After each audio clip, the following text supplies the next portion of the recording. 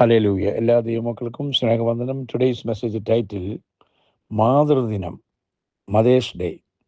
ഞാൻ ഈ message prepare ചെയ്യുന്നത് മെയ് മാസം 11 മൺഡേ അർദ്ധരാത്രി, 10 ഇന്നലെ അത് മാതൃദിനം ലോകം മുഴുവനും ആഘോഷിച്ചു. സ്ത്രീയുടെ പ്രധാന പ്രവർത്തന മേഖലയാണ് ഭവനം. 1 തിമോഥെയോസ് 5:14 വായിക്കുന്നുണ്ട്, ഒരു സ്ത്രീയെ സംബന്ധിച്ച് ഉത്തരവാദിത്വം ഭവനം രക്ഷിക്കുക.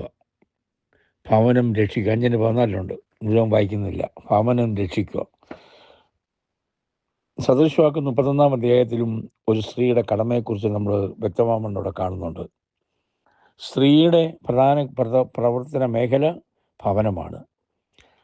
അതായത് അങ്ങനെ പറയുമ്പോൾ ഭാര്യ ഭവനത്തിൻ്റെ നടത്തിപ്പുകാരിയാണ്, എന്നാൽ ഭവനത്തിൻ്റെ നാഥനാണെന്ന് ഭാവം ഉണ്ടാകാൻ പാടില്ല. സ്ത്രീയുടെ ഉത്തരവാദിത്വം വീടിനെ ഭവനമാക്കി തീർക്കുക എന്നുള്ളതാണ്. സ്നേഹത്തിൽ കൂടി ഇത് പ്രവൃത്തിപഥത്തിൽ വരുത്തേണ്ടത് ആവശ്യമാണ്. ഭർത്താവിനെയും മക്കളെയും സ്നേഹിക്കുന്നവളായിരിക്കണം. സ്ത്രീ വിവേകമതിയും നന്മയെ പിൻപറ്റുന്നവളും ആയിരിക്കണം. കാഴ്ചയിലെ സൗന്ദര്യത്തേക്കാൾ സ്വഭാവത്തിൻ്റെ ആകർഷതയായിരിക്കണം മുമ്പിൽ വരേണ്ടത്. അനാവശ്യത്തിനും ആഡംബരത്തിനുമിടയിൽ ചെലവിനെ നിയന്ത്രിക്കാനുള്ള ഉത്തരവാദിത്വം ഭാര്യയ്ക്കുണ്ട്. കുട്ടികൾ ചെറുതായിരിക്കുമ്പോൾ അവരുടെ പഠനത്തിന് ചുമതല മാതാവിൽ ആയിരിക്കണം. ഇത് വിലയേറിയ ഉത്തരവാദിത്വമാണ്.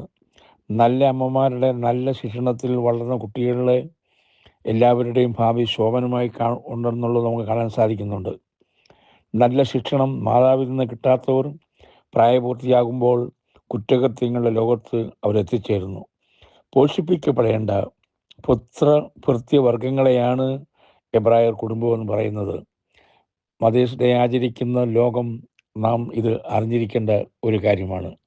എഫേസ്യ ലേഖനം 6 അധ്യായം 2 വാക്യത്തിൽ വായിക്കുന്നത്, നിനക്ക് നന്മയുണ്ടാകുവാനും നീ ഭൂമിയിൽ ദീർഘായുസ്സുള്ളരിപ്പാനും നിൻ്റെ അപ്പനെയമ്മയും ബഹുമാനിക്കുക എന്നത് ആ വാഗ്ദത്തത്തോടിയ ആദ്യ കൽപ്പനയാണ്. ഇത് മദേഴ്സ് ഡേ ആചരിക്കുന്ന എല്ലാവരും ഇത് ചിന്തിക്കണം. അപ്പനെയമ്മയും ബഹുമാനിക്കുന്നുണ്ടോ? സ്തോത്രം.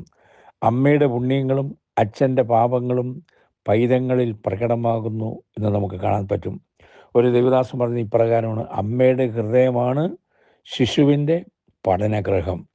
അമ്മയുടെ ഹൃദയമാണ് ശിശുവിൻ്റെ പഠനഗ്രഹം. പ്രിയ ദൈവമക്കളെ, മാതൃദിനം, മദേഴ്സ് ഡേ ഇപ്പം കഴിഞ്ഞതേ ഉള്ളൂ. നാം എങ്ങനെയായിരിക്കുന്നു? നമുക്ക് നമ്മളെ തന്നെ പരിശോധിക്കാം. ഈ വചനത്താൽ ദൈവം നമ്മളെ അനുഗ്രഹിക്കട്ടെ. Thank you. God bless you all.